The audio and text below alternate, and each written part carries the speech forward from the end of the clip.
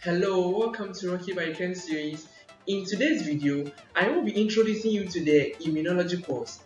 Please, if this is your first time of watching my video, kindly do well to subscribe for me. I appreciate all your support. At the end of this video, my expectation is for you to get an insight of how the immune system functions to protect the body from an infection. So immunology refers to the study of the immune system. In other words, immunology is the study of how the immune system functions to protect the body from an infection. So the immune system is just a network of cells, tissues, and organs that comes together to protect the body from an infection. So for we human beings, we get exposed to a lot of disease-causing microbes day in and day out, but we rarely fall sick. This is because the immune system has evolved itself to recognize these pathogens and then clear them before they can even cause an infection. A name given to any form of disease-causing microorganism is pathogen. So a pathogen is a disease-causing microorganism, and they can be in a form of viruses, bacteria, fungi. We have the helminths or the parasitic worms. So all these forms of pathogens come together to cause an infection to the body.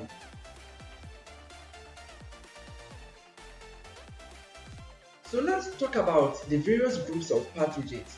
Based on location of the pathogen, that is based on location that they inhabit when they invade the body, we classify pathogens into two main groups, and they are the extracellular pathogens and then the intracellular pathogens. The extracellular pathogens, as the name implies, are found outside cells. So they are found on surfaces of epithelial cells, in the interstitial spaces, or they are also found in the blood. These are the various locations whereby you can find the extracellular pathogens. The intracellular pathogens, as the name implies, they are found inside living cells. Intra meaning inside, so they are found inside living cells, and normally they are found in locations like the cytoplasm, or they are found in enclosed vesicles.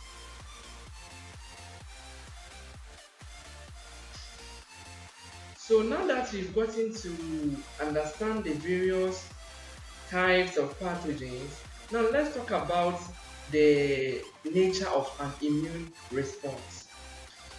So immune response literally means the response that the immune system mounts against the pathogen. And there are two main types of immune responses, and they are the innate immune response and then the adaptive immune response. So the innate immune response is the quick, non-specific response that the body or the immune system mounts against the invading pathogen. So this form of immune response normally takes few hours up to 4 days to manifest. It manifests within few hours all the way to 4 days. It is very fast and then non-specific. It just manifests by recognizing the pathogen, recognizing some receptors on the surface of the pathogen, and then recruiting some effector cells like the macrophages, the neutrophils, or the complement system of blood proteins, for all of them to come together and then clear the pathogen from the system. We will discuss innate immune response in detail, so don't worry yourself.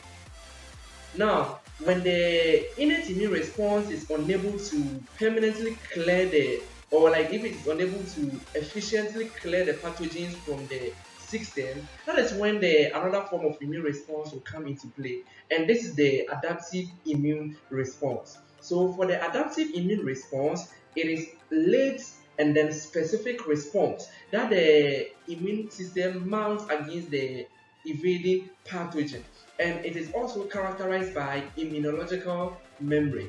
Immunological memory means that it stores a record of that particular pathogen, so that when it potentially tries to invade the body again, response will quickly be mounted against it and then clear it from the system.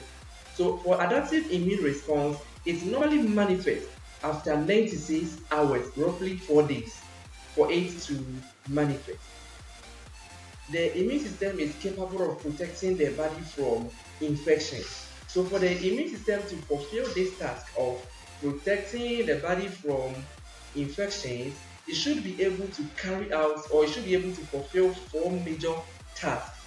And in the course of fulfilling these tasks, it will end up protecting the body from the infection. So the first task to be fulfilled is pathogen recognition. So for the cells of the innate and then adaptive immune system, they should be able to detect the invading pathogen, and they do so by recognizing some surface receptors on the surface of the invading pathogen. And after the pathogen has been recognized, the next thing is immune effector functions. There are some effector cells that form parts of the immune system, and they include the T lymphocytes, the complement system of proteins, we have the macrophages, and then the neutrophils. All these cells have effector functions. Even antibodies also are classified under effector cells. So they all come together to clear the pathogen from the system. And then in the course of attacking the pathogen and then clearing it, the immune system should also be able to regulate its function. That is why the immune system should also be able to carry out a task of immunological regulation. It should be able to regulate its activities. We know every good working vehicle to possess a brake. Likewise, the immune system should also possess a brake. It should be able to regulate its activity. That is, when the pathogen is cleared, it should be able to restore everything to normalcy and stop attack. And failure to do so will lead to some form of autoimmune disease. And then the last task to be fulfilled is immunological memory. The immune system should be able to store memory of the invaded pathogen for future purpose, so that when that same pathogen tries to invade the body again, response will quickly mount it against it and then clear it from the system before it can even cause an infection. Let's talk about the various cells of the immune system. So for the cells of the immune system, they all arise from the bone marrow. All the cells of the immune system arise from the bone marrow. In the bone marrow, there is this cells called the hematopoietic stem cells. These cells are pluripotent, meaning they are capable of regenerating into different forms of cells, including all the various types of the white blood cells, as well as the platelets and then the red blood cells.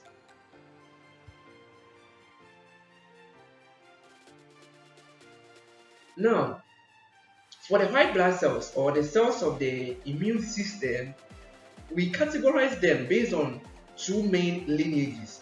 They arise from two main lineages, and the first lineage is the myeloid progenitor. We have some cells originating from the myeloid progenitor and other cells too originating from the lymphoid progenitor. To summarize, there are two progenitors for the cells of the immune system. They are the myeloid progenitor and then the lymphoid progenitor. So the myeloid progenitor will give rise to some group of cells in which we are going to discuss them, and the lymphoid progenitor too will give rise to some group of cells. So we are going to talk about the various cells that comes from the myeloid progenitor. So the myeloid progenitor serves as a precursor for the basophils. We have the eosinophils, we have the neutrophils, the monocytes, the dendritic cells, and the mast cells. So the basophils have a role to play in allergic reactions, and then for the eosinophils, it play a role of clearing pathogens that have been coated by antibodies.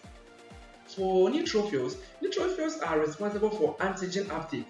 Neutrophils engulf antigens by means of phagocytosis, and aside engulfment of antigens, it also play a role in antigen presentation. We'll talk about antigen presentation in details in the upcoming videos. And for monocytes are actually the immature forms of the macrophages. So monocytes mature to form the macrophages, and macrophages also have a role to play in engulfment of antigens by means of phagocytosis and then antigen presentation. For dendritic cells, the immature forms are phagocytic in nature. They phagocytose antigens in peripheral tissues by means of macropinotosis, and then they also play a role in antigen presentation. In fact, they are the principal antigen presenter cells. And for mast cells release histamine, and histamine play a role in various forms of hypersensitivity reactions or allergic responses. Now, for basophils, eosinophils, and then the neutrophils, the collective name given to them is the granulocytes. We call them granulocytes because in their cytoplasm there are granules in them. There are granules located in their cytoplasms. That is why we call this group of cells the granulocytes. And for the cells originating from the lymphoid progenitor, they are the B cells, which actually matures and then divides to form what we call the plasma cells. And then the plasma cells give rise to the various antibodies, that is the IgE, IgM, IgD, IgA, and then the rest.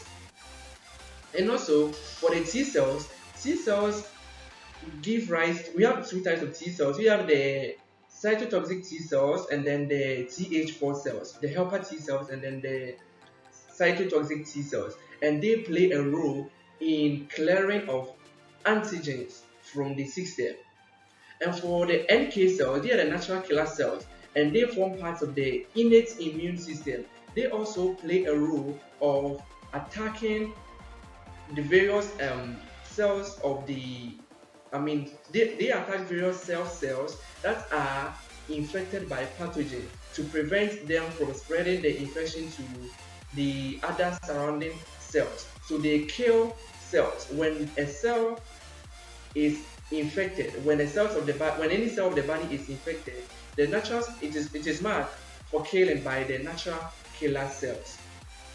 Thank you very much for watching this video. Kindly check out my next video on innate immunity and then adaptive immunity.